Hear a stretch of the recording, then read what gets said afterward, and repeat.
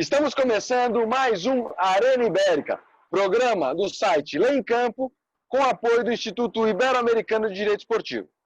Hoje, nós vamos receber Dr. Roberto Titiviso, vice-presidente da Federação Paulista, secretário-geral do Instituto Ibero-Americano de Direito Esportivo.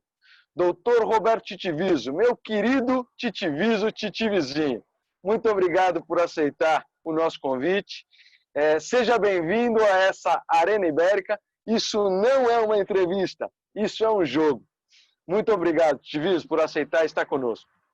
Imagina, obrigado, Luiz Marcondes. Eu que fico honrado aí do teu convite. É sempre um prazer bater bola com você. Apesar que você é o famoso Neymar Blanco das Américas, mas é sempre bom bater bola com você.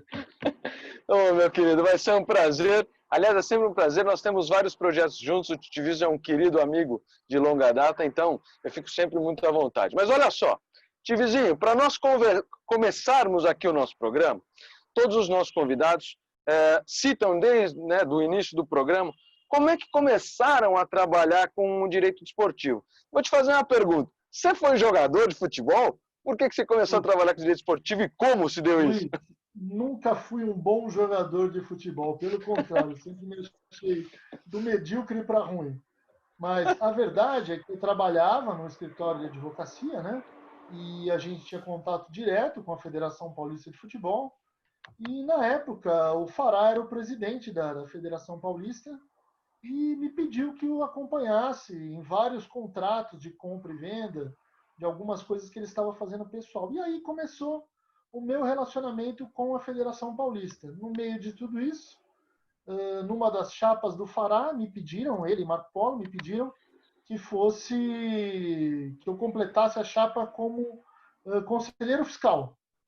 E comecei minha vida no desporto como conselheiro fiscal da Federação Paulista de Futebol. Passado alguns anos, fui chamado para o jurídico da Federação Paulista. Fiquei muito honrado, por qual fiquei quase 16 anos no jurídico da Federação Paulista. E depois acabei indo para o Departamento de Segurança e Prevenção de Violência, o qual sou vice-presidente até hoje, ocupando esse cargo aí. Estamos há 22 anos na Federação Paulista de Futebol, acompanhando tudo, a qual sou muito grata sempre a tudo que me aconteceu na vida, muitas coisas boas. Eu só tenho a agradecer o que o esporte me trouxe na vida. Apesar de não ser um super jogador de futebol como você, mas a vida caminhou quase que por acaso para esse lado do esporte e mais diretamente do futebol por causa da Federação Paulista. E por causa disso acabei fazendo muitos trabalhos com relação a juizado especial, Copa do Mundo, acompanhamento de policiamento. Isso foi muito enriquecedor.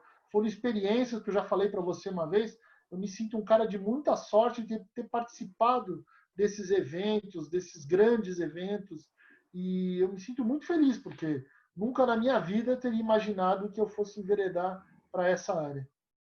Puxa, que bacana. Mas, claro, sempre teve uma paixão muito grande pelo esporte, pelo futebol, sobretudo, imagino. Claro, e poder trabalhar com esporte, poder trabalhar com futebol, realmente é um grande privilégio. Agora me conta aí, não foi só flores no caminho. Como é que foi o início? Como é que foi essa caminhada, que hoje é vitoriosa, de sucesso, mas como é que foi no início? Porque o direito desportivo é um ramo específico, tem muitas peculiaridades, especificidades. Como é que foi esse primeiro contato, esse período inicial? Sempre foi muito diferente do que é hoje, né, Luiz? A geração de vocês, eu costumo falar, vocês estão num desenvolvimento muito mais rápido do que a gente passou lá no passado. O que acontecia com a gente? A gente tinha o direito desportivo, eram os tribunais, tinha toda uma legislação, mas era uma coisa mais formal, mais... específica do campo, né? Exatamente, exatamente. Era diferente, a direção era diferente, eram outros tempos, a comunicação era mais demorada, as informações demoravam muito, o noticiário era completamente diferente. Hoje, qualquer ação que você faça já tem uma reação imediata na internet, depende do meio que você está utilizando. Às vezes você nem sabe, está sendo filmado, estão te gravando, estão te passando. Tem um lado bom e o lado ruim, né? Porque a exposição muito forte, eu costumo falar que uma exposição muito grande, principalmente, eu costumo falar isso porque Meu tio era procurador do TJD, então eu convivi muito no TJD com ele. E até tem uma história gozada. Minha mulher, antes de nos casarmos, foi a primeira mulher integrante de uma Câmara de Direito Desportivo aqui no Brasil, na América Latina, né? Essa que a gente foi Que fazer. Foi a primeira bacana! auditora do Tribunal de Justiça Desportivo. Hoje ela não quer nem saber dessa área, está completamente diferente a vida Então dela. nós vamos fazer uma convocação logo logo para Ana. Eu Ela não tinha essa adoraria. informação. Eu não tinha essa A informação. A Ana foi mulher, a primeira. a primeira mulher na América Latina. E ela compôs o Tribunal de Justiça Desportiva aqui da Federação Paulista de Futebol. E foi tudo Que uma informação coincidência, bacana. porque eu ainda nem compunha os quadros da Federação Paulista de Futebol. Foi um convite que ela teve do presidente na época e aceitou. E em seguida as coisas foram se enveredando. Como eu te disse, Luiz, tudo por acaso, a gente trabalhou muito. Eu acho que a honestidade e a competência é inerente a todos nós, entendeu? Claro. Tem muita gente que tenta entrar, a gente sabe disso, muita gente que vê como eu poderia te dizer, visando ter uma visibilidade muito grande com relação a isso. Nem sempre é boa.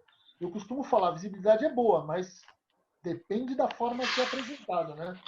Claro, Muita claro. visibilidade no Tribunal de Justiça não é boa para ninguém. Tá aí o que a gente está passando aí com o nosso tremendo STF, né? Infelizmente, a gente Claro. está tendo amargas soluções e dissoluções que a gente vê todo dia. Eu acho que um bom tribunal tem que ter transparência, mas principalmente é um tribunal que passa em branco. Quando não está sendo muito visado, é um tribunal que está funcionando muito bem. Eu tenho essa visão, Perfeitamente. vou ser mais antigo que vocês, né? Eu posso falar assim. O pessoal gosta Fazendo muito de... fazendo uma comparação com a nossa arena aqui, porque nós estamos num jogo, é a ideia do árbitro, não é? O árbitro bom é aquele que Exatamente. não aparece. Exatamente. O bom árbitro é aquele que passou a partida inteira em branco.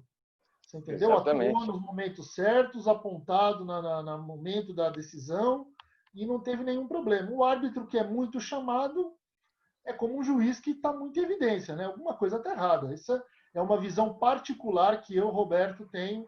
Eu acho que é sempre bom a gente ter esse tipo de acompanhamento, entendeu? Quanto mais tranquilo Espetacular. as coisas, mais fácil para a gente trabalhar. É Muita verdade. gente, nós temos muitos colegas que não conseguem, né? Que conseguem desenvolver sempre no problema, na agitação, na pressão. A pressão é boa, mas tem que ter um limite, porque dar pressão para as coisas erradas é um pulo, Luiz. Eu já vi muita coisa acontecer. Eu acho que a gente tem que tomar muito cuidado em várias coisas da vida, na advocacia, na vida Sim. particular, nos próprios atos do futebol. A gente tem que ter uma calma, uma paciência. Muito difícil, que você falou, né? Nem tudo que eu passei foram flores. Tive muito que aprender, muito, porque não sabia nada desse mundo de Federação Paulista. E fui aprendendo com grandes mestres. Eu posso te falar que passei pela presidência do Fará, passei pela presidência do Marco Polo e hoje estou na presidência do meu querido Reinaldo. Todas pessoas maravilhosas, eu não posso falar absolutamente nada deles, pelo contrário, só posso ser agradecido a todas as oportunidades que me deram e me fizeram conhecer e estar perto do futebol. Entendeu? Sim, sim. Eu acho que a gente Grandes tem que ser nomes, né? Grandes agradecido. nomes do nosso futebol paulista, Claro, claro. que fizeram um grande trabalho. Hoje o futebol paulista sem dúvida nenhuma, para quem é de fora, para quem não está no Brasil, não conhece a diferença do futebol paulista para os outros, né? O futebol paulista tem de seu destaque, é reconhecido inclusive pelas outras federações como o futebol mais forte do país, né? Não tenha dúvida. E Eu costumo muito por falar que a conta gente é dos uma vitrine, dirigentes. né, Luiz? Claro, Infelizmente, a gente é uma vitrine para o bem e para o mal, né? Se a gente fez a coisa claro. certa, ótimo.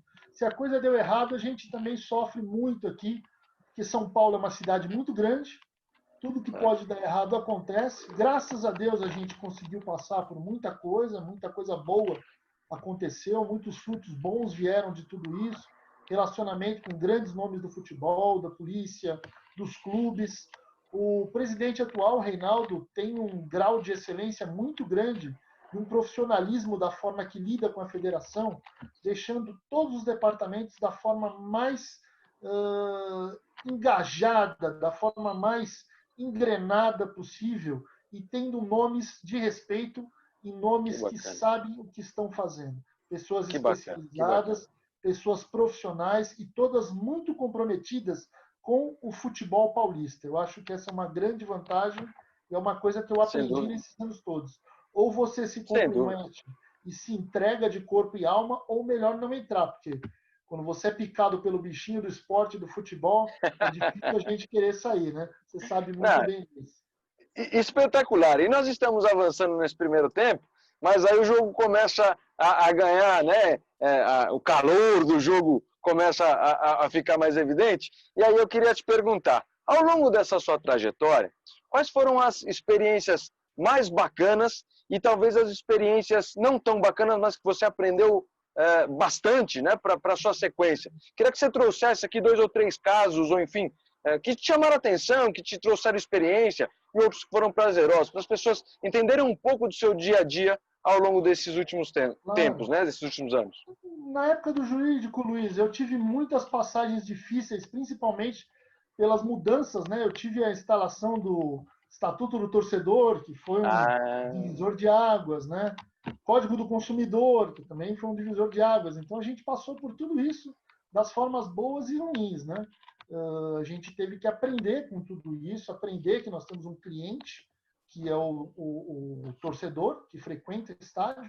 Nós temos claro, um cliente mais complicado, que é o torcedor organizado, que também frequenta o estádio, você entendeu? Mas hoje em dia é uma coisa muito mais fácil de lidar. Eu comecei lá atrás, mais de 20 anos atrás, quando a gente estava caminhando, quando não se tinha conversa com torcida organizada, se levava o futebol de uma forma mais informal, os estádios de futebol não tinham a excelência que tem hoje. Hoje nós pegamos praticamente os 4 grandes, né? sim, A gente tem estádios bons. A gente ainda não tem um estádio tão bom em Santos, mas é um estádio que melhorou muito do que era e do que é hoje. O São Paulo está excelente, teve grandes reformas. O Corinthians é um estádio moderníssimo, sim, estádio sim, de primeiro mundo. O estádio do Palmeiras também. Então, quando sim, eu trabalho nesses estádios, eu me sinto muito realizado, porque, de certo modo, indireto ou diretamente, também participei dessa mudança, claro. assistindo pela Federação Paulista, podendo palpitar em alguns estádios, podendo falar com construtores, acompanhando obras, estando com os grandes desenvolvedores Sim, do futebol moderno em São Paulo, né? E no claro. Brasil, Ter, na época da ter Copa esses do Mundo, foi uma equipamentos, experiência claro, ter esses equipamentos fez com que o nosso futebol também sensacional. avançasse, né, na estrutura. Uma das grandes experiências, uma que eu vou levar para a minha vida inteira, Luiz, eu fui chamado pela Polícia de São Paulo para fazer parte de uma comitiva que ia fazer um reconhecimento da Copa do Mundo 2010 na África. Então, quando eu fui chamado, até estranhei, porque eu não tinha ideia de ir para a África, né? Falei com o presidente na época, que era o Marco Polo. O Marco Polo falou: não, Roberto, nós vamos ter uma Copa do Mundo aqui, é até bom que a gente em São Paulo saiba o que Claro, vai fazer. Essa é uma grande característica da Federação Paulista de Futebol. A gente sempre inova. Você entendeu? O Reinaldo fala muito isso. A gente está sempre tentando estar à frente do nosso passo. Por quê? Por aquele motivo que eu te falei. São Paulo é um país, né? Temos mais claro, de 20 milhões de habitantes na Grande São Paulo. Então, tudo que cai aqui repercute bem ou mal. Mas essa claro. experiência na África foi um divisor de águas. Imagino. Eu pude E foi ver uma grande como é. Copa, né? A primeira Copa na Nossa, África, foi uma experiência incrível. sensacional. E eu já cheguei na África com o problema da greve dos stewards, né? Ah, Que era o tão famoso instalação dos stewards aqui no Brasil, que ia ser para a Copa do Mundo 2014. E a gente já chegou lá com uma greve que ninguém queria trabalhar. E a forma que a polícia assumiu os estádios fez com que a gente tivesse as portas mais abertas para reconhecer a operação FIFA, para saber como seria uma Copa do Mundo, entendeu? que Acompanhar bacana. muito de perto. E eu fiquei extremamente honrado. Foi uma das melhores experiências que me deu cancha depois. Eu acho que até para ser vice-presidente de segurança, que até então eu era vice-presidente jurídico da Federação Paulista. E gostei muito do trabalho com a polícia, achei um lado muito interessante, entendeu? Eu acompanhei as mudanças da polícia aqui no estado de São Paulo, o 2º Batalhão de Choque, que foi sempre especializado em praças esportivas, mudou a forma de tratar com o torcedor comum, com o torcedor organizado e com a própria federação. Então, hoje a gente tem uma ligação quase que umbilical com o Batalhão de Choque. A gente Que bacana. faz as coisas ligadas ao Batalhão de Choque, fazemos reuniões periódicas com o batalhão de choque, temos um excelente relacionamento e nisso ainda ganhei uma medalha Anchieta no meio do caminho. Foi outro momento muito emocionante da minha vida. Tinha acabado de perder meu pai e meu filho tinha nascido, tudo ao mesmo tempo acontecendo, e fui chamado pelo comandante na época para receber essa honra da medalha Anchieta. Foi muito bacana. Que bacana. Estou muito feliz por tudo isso. Eu te falo, Luiz, tem coisas boas e coisas ruins. As ruins a gente tem que esquecer, as boas a gente absorve e vai tocando para frente. Vamos deixar de lado. É isso, é isso. Meu querido Titiviso, nós estamos quase para terminar este primeiro tempo, mas ainda queria abordar contigo um tema super interessante para nós aqui do programa Arena Ibérica, não é? Para toda a nossa comunidade ibero-americana, inclusive, que acompanha nosso programa, que é a tua experiência, não só em terras brasileiras, não só no solo tupiniquim, mas você tem grande experiência, vasta experiência, trabalhando, inclusive, em muitos países da região sul-americana, pelas competições internacionais. Queria que você trouxesse um pouquinho também dessa sua experiência, desse seu conhecimento e contato com essas regiões. É o que eu estava te falando, Luiz, eu sempre volto na mesma tecla. Sou muito abençoado e sortudo de ter participado de tudo isso. E fui indicado também para fazer parte dos quadros de oficiais de segurança da Sul-Americana, da Libertadores. E isso me deixou muito feliz, porque foi mais uma experiência internacional pelas Américas, né? Pela América do Sul inteira. Tive a oportunidade de fazer jogo em todos os países. Para mim foi uma coisa muito enriquecedora, porque eu não conhecia a América Latina. Eu conhecia Argentina, Uruguai, Paraguai, com a maioria dos brasileiros aqui, a gente conhecia a fronteira ali de Foz do Iguaçu, entendeu? Claro. Tive que conhecer a fundo, tive que me relacionar com pessoas estranhas, né? Do futebol internacional. Tinha que chegar num país estranho, fazer amizade com o policiamento, pedir o que eu precisava pedir para ter a realização do jogo e fazer o jogo acontecer. É assim, a gente chega como diretor do espetáculo e tem que ser realizado e vai acontecer. E graças a Deus, com essa cancha que eu tive aqui da Paulista, de tudo que aconteceu, dessas experiências de Copa do Mundo, tanto da África quanto do Brasil, me ajudaram a desenvolver esse trabalho. Não é fácil, não sou nenhum super-homem, pelo contrário, tive muitos medos no começo, que é comum, né? Eu acho que o medo faz parte da nosso crescimento, não é um medo gerado ao pavor, mas é aquele friozinho na barriga da primeira vez. Aquela borboleta na barriga.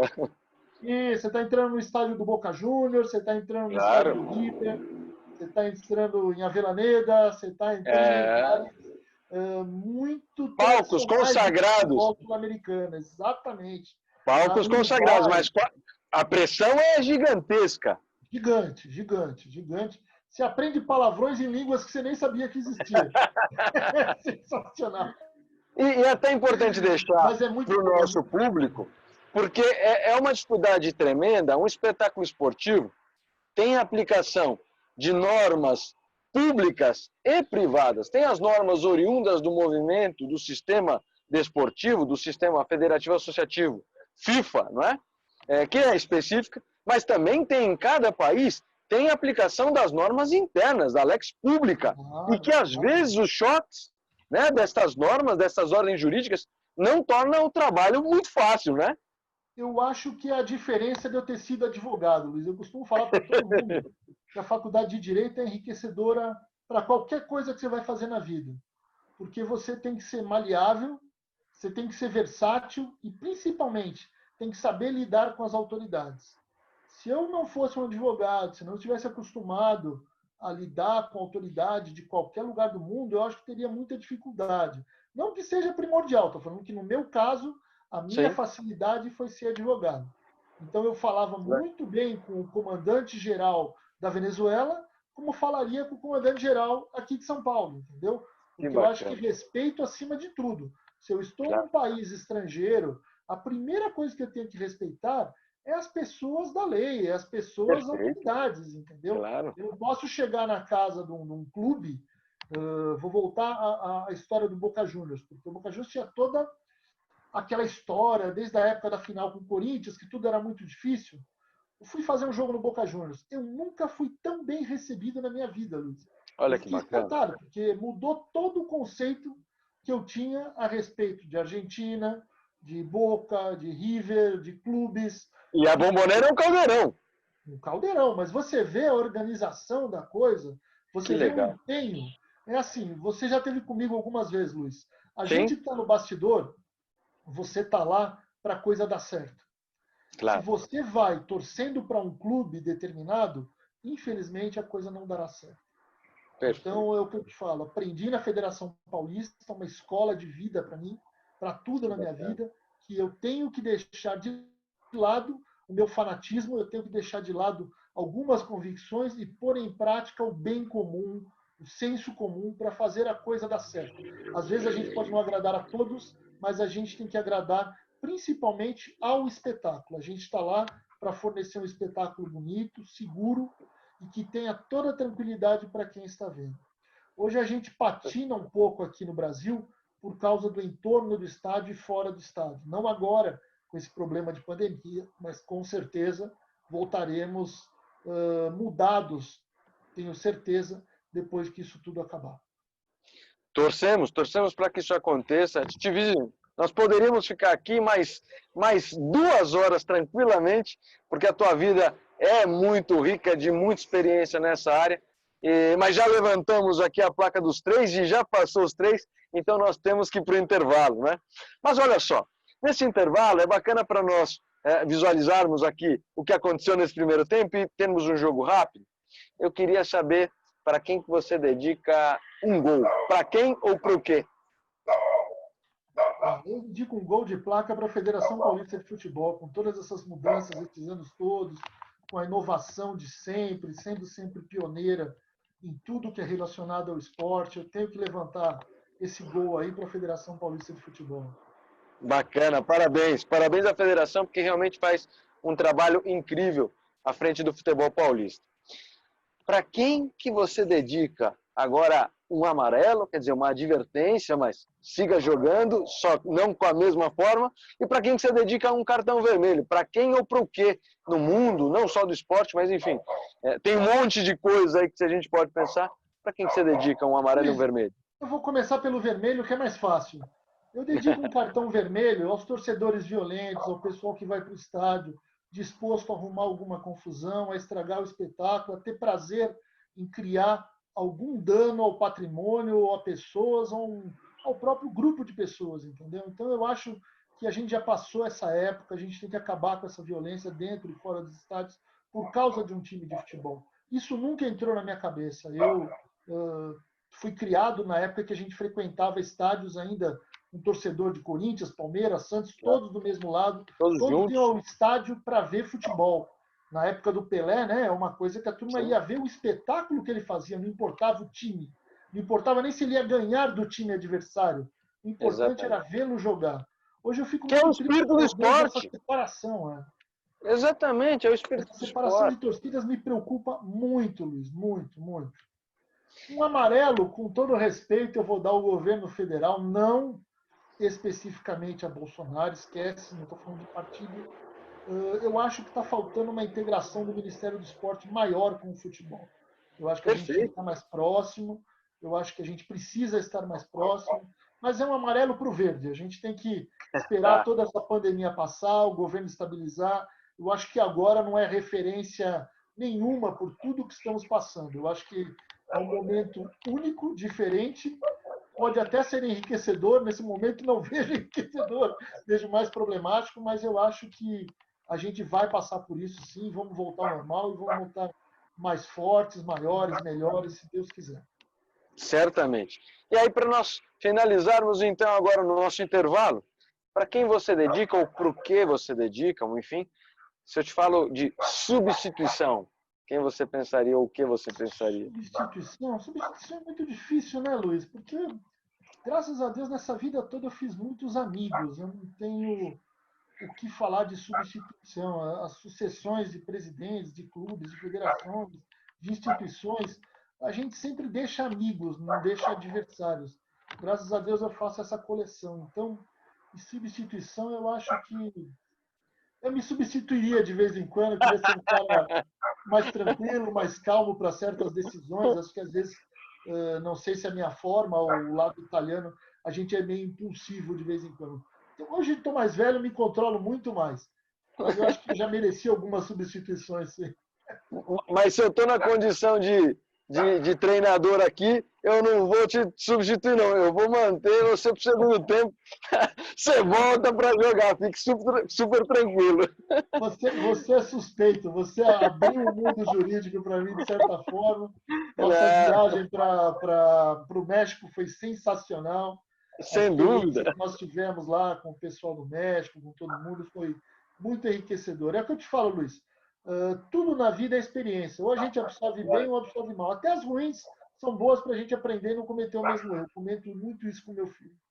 Claro, claro. Só para registrar, o Titiviso esteve comigo em dois eventos interessantes no México, e nós tivemos ali momentos, né, de grande experiência com toda a região ibero-americana. Enfim, nós tínhamos ali representantes de vários países da região ibero-americana, mas o trabalho acadêmico também sempre engrandece muito, né, a nossa experiência, o nosso contato, enfim, a nossa visão, não é, Titiviso? Nós Com precisamos certeza. cada vez mais entender que o Brasil faz parte de uma região muito importante de futebol e precisamos dessa integração, não é? Importante. É um trabalho que você faz muito bem feito, Luiz. Não preciso jogar flores porque você é mais que um amigo para mim, você é um irmão. E Não, irmão, nós às vezes, fazemos pode falar mais a juntos. verdade, né? Então, eu vejo assim, eu acho que o teu trabalho junto ao Instituto Ibero-Americano de Direito Esportivo está sendo sensacional. As relações que você vem mantendo com todos, esse engajamento, esse entrosamento que nós estamos tendo com todos os pessoal envolvido no direito Sim, sim, desportivo na América inteira e até além da América, né? Vamos para a sim, Península Ibérica, para a sim, Espanha. sim, Está sim, sendo sensacional. Eu acho que esse é o caminho. A gente tem que realmente conversar, estar junto, ouvir. sim. Esse novo mundo de lives, né? Tem sido É, sensacional para a gente poder estar mais perto e ouvir mais os amigos. é isso. Na verdade, eu agradeço as palavras, mas isso é um trabalho de todo o Instituto Ibero-Americano, inclusive com grande participação do nosso querido Titiviso. Titiviso, é importante para todos nós. Eu acho que é um momento que nós temos agora de pandemia para refletir sobre como nós podemos pensar o futuro. E vejo que nós, brasileiros, mas nós sul-americanos todos, precisamos entender que essa integração ela é necessária. Não é? E nosso instituto, né, da região ibero-americana, tem muitas semelhanças também com Portugal e Espanha. Então, por isso que nosso trabalho tem sido sempre de integração, tentando Com entender que, certeza. em alguns pontos, as falhas que alguns países têm, outros já passaram pela mesma situação e podem ter como experiência, né? Então, esse intercâmbio é muito válido. Mas olha só, agora o árbitro já apitou, nós temos que retornar a campo para o segundo tempo. E nesse segundo tempo, nós queríamos agora abrir um ponto de debate sobre um tema do direito desportivo, um tema jurídico desportivo. E nada mais interessante neste momento, inclusive aproveitando toda a tua experiência, não só o teu cargo, a tua representatividade, né, no futebol paulista, para nós falarmos do período de pandemia e para nós falarmos da segurança do esporte, né? Eu sei que no passado, enfim, antes dessa pandemia, talvez a violência fosse o maior adversário, né, do teu departamento. Mas acho que nesse momento a violência está um pouco de lado e o que nós buscamos, claro, é retornar ao futebol com toda a segurança, porque a pandemia de Covid-19 alterou todo o cenário esportivo, né? E no Brasil, e em São Paulo, não foi diferente. Como é que está sendo esse trabalho para retorno das atividades no estado de São Paulo, futebol paulista? Bom, Luiz, eu posso te falar que desde o começo, quando a gente foi pego por isso, né, em março, quando tudo começou, na primeira semana eu tinha acabado de chegar da Bolívia. Então a coisa estava caminhando. Eu acho que até os bolivianos estão mais assustados que nós quando eu estive lá. Quando eu voltei para o Brasil, uma semana depois, tivemos o lockdown aqui, fechou tudo, né? Nós Parou. ficamos praticamente parados e nós da Federação Paulista não ficamos parados. Já começamos, Reinaldo já convocou um time para começar a pensar em protocolos, nossos protocolos médicos. O pessoal do departamento já foi tentando se adaptar à nova realidade, vendo o que ia acontecer, porque a gente costuma falar que cada dia vem uma notícia, né? Um dia um remédio Exato. tal, outro dia outro remédio, outro dia uma outra forma de agir, usa máscara, não usa máscara, sai de casa, não sai de casa. E a gente muito preocupado, porque o futebol no Brasil é um esporte de multidões, né? A gente não Claro, pensa em fazer um futebol sem multidão. Que não haja claro. multidão, tem o contato dos jogadores. Que não haja contato dos jogadores, tem o contato da comissão técnica. Envolve muita gente, envolve muitas famílias. Para você ter ideia, nós temos lá 22 jogadores de cada lado, mais os reservas, mais a comissão técnica, e cada um tem sua família. Então, faz uma Claro. pequena continha aí, vezes 5, chutando baixo, você vê o número de pessoas que estão envolvidas aí, que podem trazer alguma novidade para a gente. Então, a gente começou desenvolvendo esses protocolos médicos. Esses protocolos médicos ficaram prontos recentemente.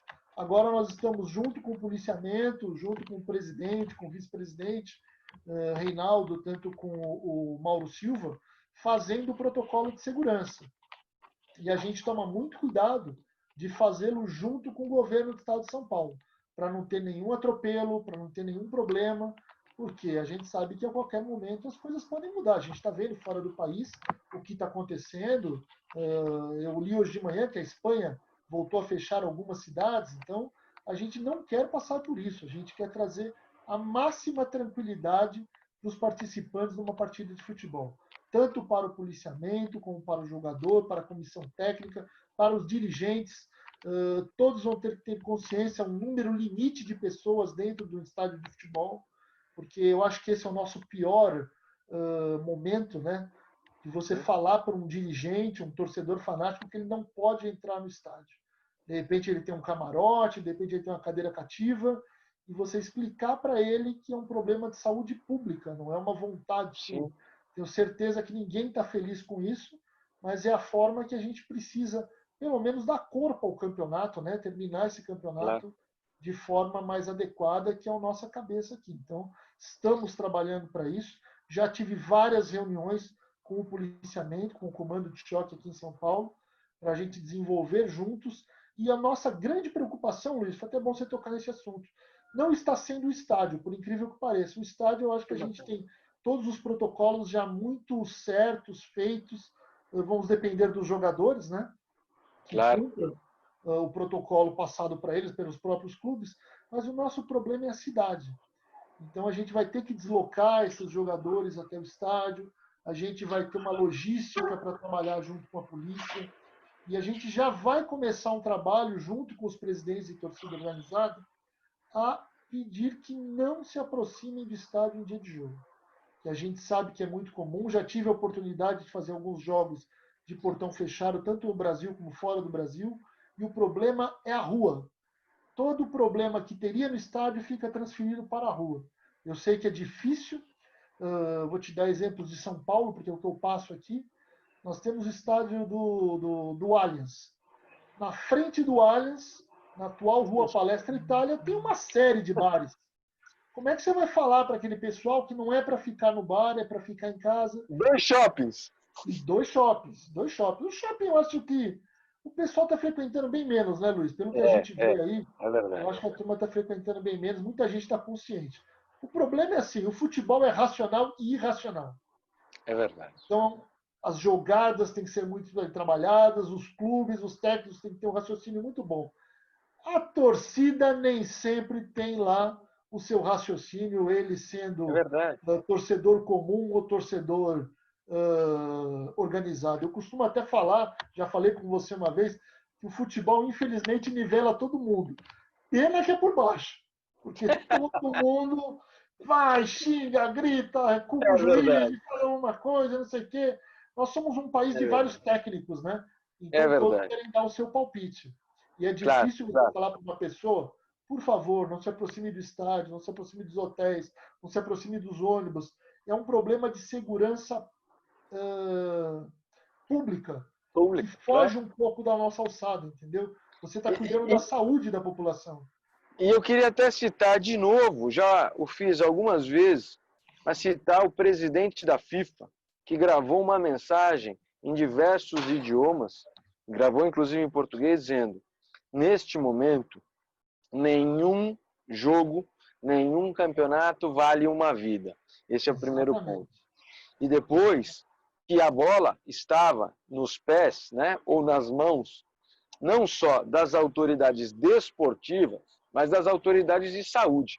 E nós sabemos que para o retorno efetivo, com segurança, na verdade, existem várias autoridades que precisam trabalhar, né, em harmonia, que precisam estar integrados, como você bem disse, enfim, polícia militar, existem outros tipos, né, de trabalho que precisam ser feitos, coordenados, para que o espetáculo saia da melhor forma. E agora, com todos os protocolos sendo atendidos, com a segurança dos partícipes, né, dos jogadores, para que nós consigamos voltar, né, Titi? Eu acho que o mais importante nesse momento é retomar as atividades, mas com toda a segurança, não é isso? Claro. É um aprendizado, Luiz. A gente conversou já, eu já disse isso ao coronel e ao pessoal que trabalha diretamente comigo. É um aprendizado para todos.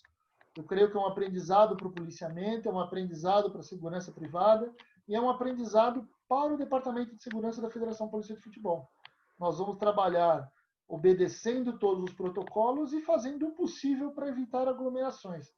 Então, é uma parte que nos preocupa muito, é o entorno do estádio. A gente vai ter, se Deus quiser, um anel de segurança. Já estamos falando isso com o policiamento, mas o que a gente não quer é que o pessoal também não se aglomere no anel de segurança, né, Luiz? Eu acho que esse é um Claro. momento de todos terem na sua cabeça que a melhor forma de acompanhar futebol é nas suas casas, particular, não em nenhum bar, como a gente costumava fazer, que é muito legal, estar com os amigos, divertindo, tomando uma cerveja, qualquer coisa, e estando juntos. Isso é muito legal. Só que esse momento a gente vai ter que voltar. E Claro. voltando, nós vamos aprender a fazer futebol, vamos aprender a fazer segurança, vamos aprender a cuidar da saúde pública, vamos aprender, junto com os governantes e autoridades que participam do espetáculo de futebol, que temos que mudar muita coisa. É verdade, é verdade. A gente E, envolve um caminhão de gente num claro. jogo de futebol. Nós vamos fazer um jogo de futebol enxuto, se Deus quiser, só com as 2 delegações e nada mais. Um policiamento extremamente restrito, voltado para fora do estádio. Espetacular. E nessa linha, ainda queria te perguntar, porque também nesta última semana, a CBF, né, o seu presidente, o querido Rogério Caboclo, anunciou que as competições nacionais vão voltar, e eu achei bastante salutar as estruturas das competições foram mantidas na medida do possível, né? Ao invés de nós encurtarmos as competições, claro, elas vão extrapolar o ano de 2020, mas da melhor forma, da forma possível, inclusive adequando ali o intervalo de jogos, enfim, a segurança dos atletas. Agora a data FIFA não terá jogos das competições nacionais. A minha pergunta, a minha questão vem da dificuldade de organizar uma competição, né, estadual e uma competição nacional. Porque para quem não está acostumado, ou para quem não vivencia o futebol, existe todo um preparo específico. Não é? Quando a competição é local, é estadual, enfim, normalmente os deslocamentos não são feitos pelos aeroportos, não são feitos pela malha aérea. E uma competição nacional, ela requer, né? O Brasil é um país de tamanho continental, então a estrutura é maior. Minha pergunta é nesse sentido: há alguma diferença para a operação, para a estruturação, visando inclusive já também o Campeonato Brasileiro? Luiz, tem uma diferença sim, claro. São Paulo, que você falou. A gente tem uma cidade muito grande, com vários lugares, e uma capital problemática, com toda a problemática que tem uma grande capital no mundo, e temos clubes do interior que vão ter que se deslocar para cá. A gente recomenda que o deslocamento seja por ônibus, a gente recomenda que faça uma coisa mais simples, entendeu? Quando você trata no campeonato nacional, eu tive a oportunidade de participar de alguns campeonatos nacionais, a convite até do Rogério, uma pessoa com quem eu só tenho a agradecer também, foi meu parceiro na Federação Paulista de Futebol, está sendo um grande presidente, está pegando a CBF num momento bem particular, está fazendo um excelente trabalho, está integrando todo mundo. A gente sabe que muitos estados não voltarão aos campeonatos estaduais, muitos estados aí já se deram por finalizado o campeonato. A gente aqui ainda não deu, porque vimos que há a possibilidade, e tenho certeza que o Reinaldo viu isso com o Rogério, para poder chegar nesse meio. Mas a grande diferencial está nisso. A logística da CBF é muito grande, porque ele lida com o país inteiro. Eu tenho amigos que trabalham lá e me contam, a gente vê o tamanho do trabalho, entendeu? E a nossa logística aqui é um pouco menor, mas não tão fácil de trabalhar. Às vezes até mais trabalhosa. Por quê? A CBF chega com um nome na cidade e geralmente nas capitais, né? Vou jogar nas capitais. Muitos jogos são nas capitais. Aqui eu tenho que lidar com muitos jogos no interior de São Paulo. Não vai ser o caso agora nessa pandemia. Então eu tenho o problema da logística local é até sendo redundante falar, da logística de transporte e do problema do policiamento local. Então eu tenho uma cabeça do policiamento local da cidade de São Paulo, da capital, e a cabeça do policiamento do interior, que não está acostumado a lidar com torcida organizada. Não estou falando da região de Campinas, nem de Ribeirão Preto. Estou falando das regiões um pouquinho mais distantes. Vamos por não vou nem citar uma cidade, mas nas cidades mais distantes que não estão acostumados com o espetáculo de futebol, não estão acostumados a receber uma grande torcida e, de repente, vira um grande problema para a cidade. Uma coisa que ia ser uma festa, vira um grande problema. Isso mudou graças às reuniões que a gente tem feito, as ligações que a gente tem feito permanentes com o policiamento no interior, nos colocando à disposição e principalmente fazendo um trabalho de conscientização com os clubes, que são as pessoas que estão na cidade. Eles têm que passar para o policiamento, para o prefeito, para o vereador, qual vai ser a movimentação da cidade. Quando a gente consegue isso, Luiz, você facilita 90% do seu trabalho, porque você integra todo mundo. É o grande segredo, insisto, é o que você faz com todos nós, Luiz. Você faz a integração. A integração é o que resolve o problema. Não adianta eu aqui em São Paulo ter uma cabeça de capital se eu estou fazendo um jogo no interior. O jogo que eu fui chamado para trabalhar seria uma eliminatória da Copa do Mundo em Recife. Eu não posso ir com a mesma cabeça que eu tenho aqui em São Paulo. Você entendeu? Eu tenho que me adaptar à região, eu tenho que ver quais são as problemáticas, por onde vai chegar a torcida, como vai ser a movimentação, qual a cabeça do policiamento, se eu preciso do Ministério Público, da magistratura nesse jogo, se eles estarão me acompanhando com o juizado. Então, são muitas variantes que a gente tem. É lógico que quando a gente fala de nacional, o trabalho deve ser mais difícil pela distância, mas não é mais fácil do que o de São Paulo, não, porque as distâncias de São Paulo também são muito complicadas. Titi Vizinho, eu sei que você é uma estrela, né, dessa questão de segurança e, por vezes, é convocado pela Conmebol. E a fórmula também, ela pode ser estendida para a questão das competições da Conmebol, né? Porque imagino também a dificuldade não só já da diferença do idioma, que já é uma dificuldade, mas essa talvez seja a menor delas. Agora, claro, cada país você tem um tipo de autoridade, um tipo de organização, mas isso também seria possível estender. Então, a fórmula que você citou para a questão brasileira, ela pode ser estendida aí para toda a região sul-americana? Eu acho que é uma fórmula mais difícil até, né, Luiz? Porque a confederação tem que lidar com os 10 países. E cada país tem o seu protocolo e a própria confederação também fez o seu protocolo, que tem que ser adaptado, observado e respeitado por cada país participante. Essa é a parte difícil, mas tenho certeza que isso vai ser sanado. A organização nunca é fácil, né, Luiz? O departamento de competições é um departamento extremamente solicitado e tem que ser uma pessoa extremamente profissional.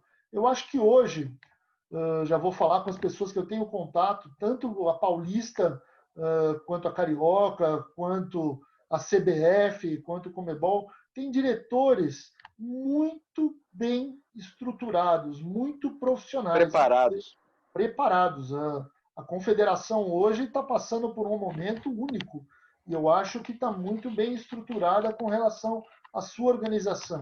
Até nesse momento de pandemia, eu acredito que o maior problema sejam as fronteiras, né? que até agora não são todos os países que estão com as fronteiras liberadas. A nossa própria está fechada agora, nesse momento. Então é um problema que a confederação, como qualquer outra, que o país teria que lidar, não só o Brasil. O futebol é muito parecido, Luiz. Você tocou nesse assunto.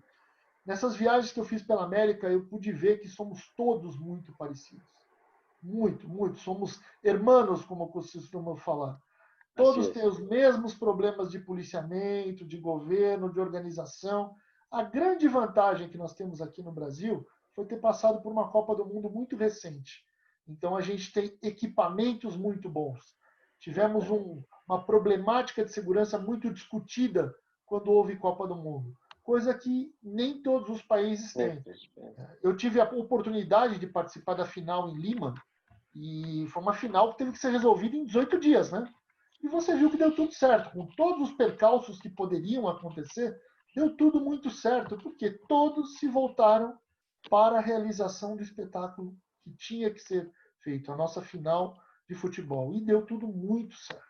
Você entendeu? Com todos os problemas que eu costumo falar. Nós temos 90 minutos durante o jogo para resolver. Mas os 2 dias antes, os 5 dias, os 10 antes, os 2 depois, ninguém imagina o que a gente tem que trabalhar no bastidor para aqueles 90 minutos darem certo. Então, é um trabalho de equipe, todos são envolvidos muito integradamente, todos têm que estar sabendo o que vai acontecer, não tem que ter vaidade, essa é uma coisa muito forte.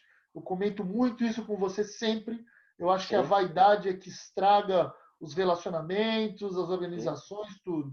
A gente tem que aprender sempre, Luiz. A gente não sabe.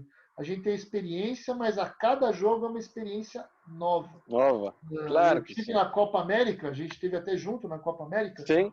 E, pô, a gente teve uma invasão totalmente inesperada de um rapaz argentino.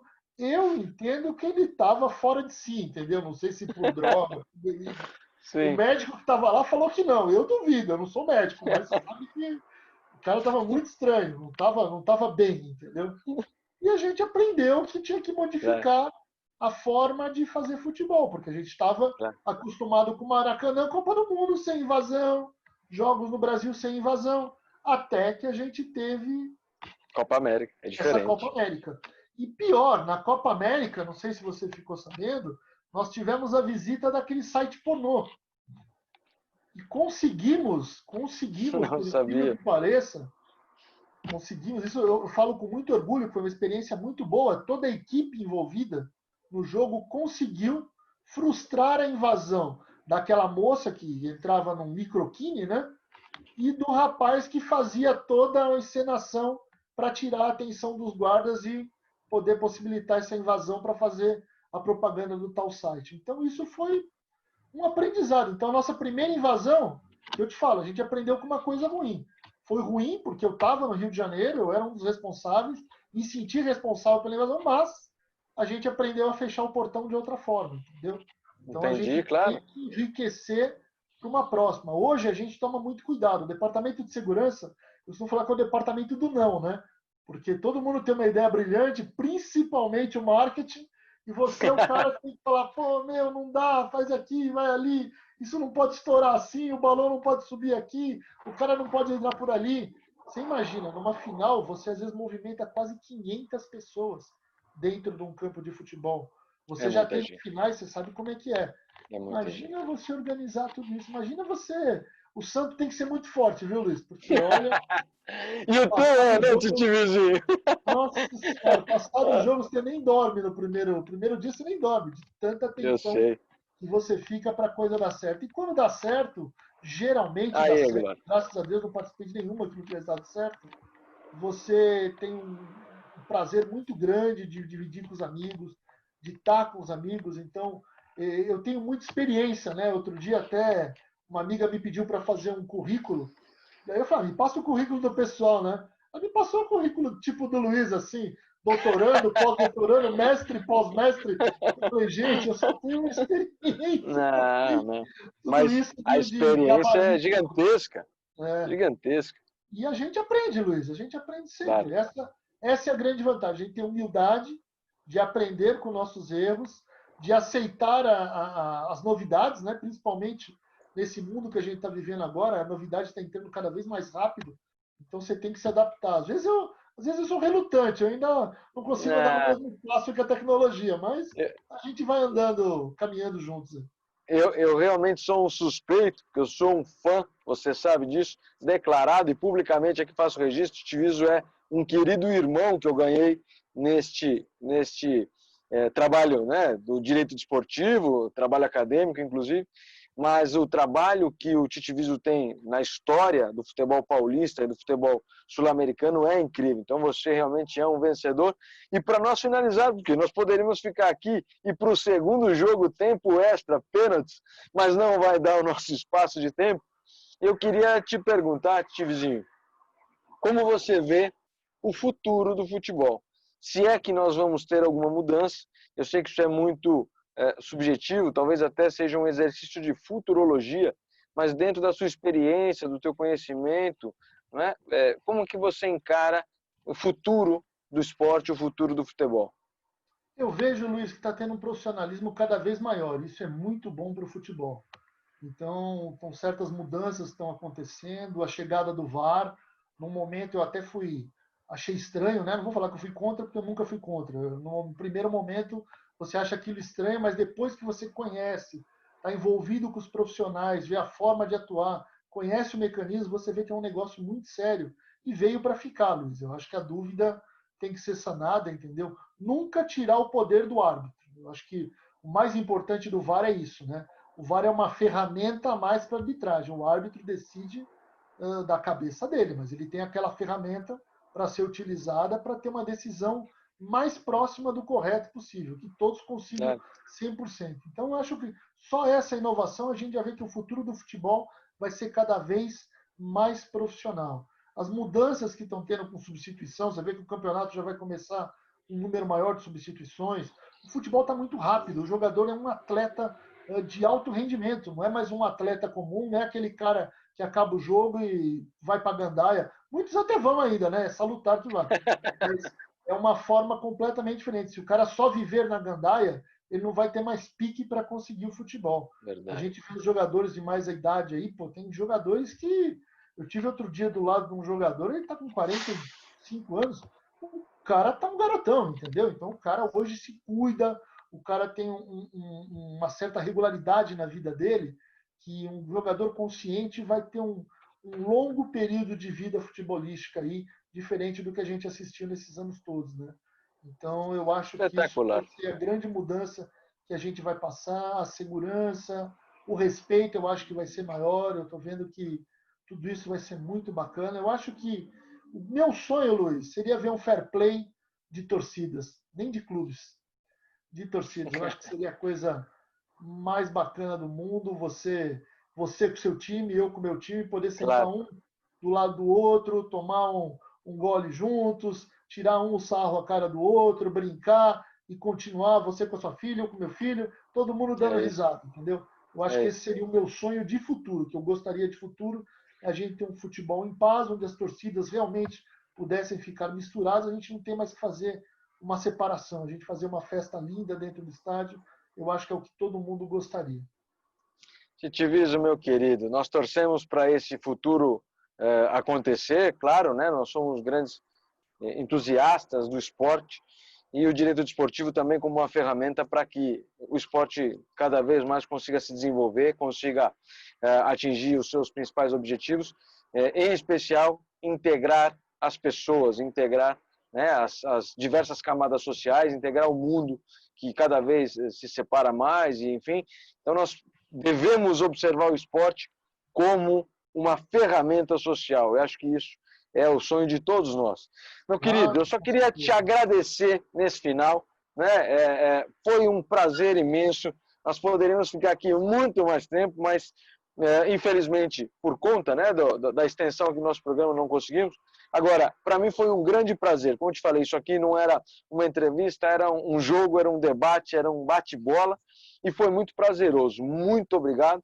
Você sabe o quanto eu te admiro, o quanto eu sou fã de toda a sua experiência, da tua carreira, mas acima de tudo, do seu coração. Você é um grande homem, né, de coração aberto que trabalha no futebol. Isso é louvável, isso é ímpar.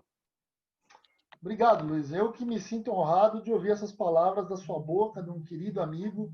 Suspeito, né? Você não vale, você é irmão. Não vale, mas eu fico muito feliz, Luiz, e parabéns pela iniciativa. Eu acho muito legal, fico muito feliz de participar com vocês nesses programas, nessas lives. Só tenho a agradecer a você sempre. Te digo, eu não sou professor, eu sou um aluno de vocês, vocês são os mestres. E a gente está sempre aqui aprendendo e curtindo com vocês esse momento. Eu acho que a gente tem que conversar, eu acho que o que falta para o ser humano hoje realmente é um pouco de comunicação.